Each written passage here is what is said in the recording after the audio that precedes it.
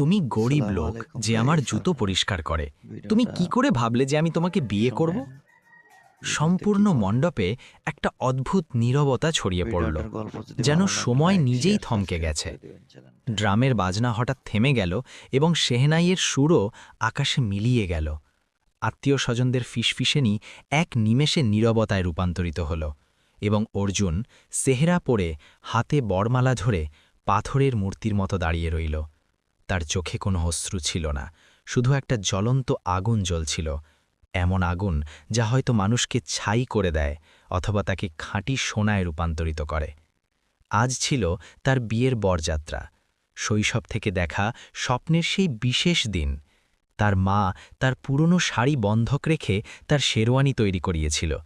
বাবা বন্ধুদের কাছ থেকে টাকা ধার করে সব কিছু ব্যবস্থা করেছিলেন।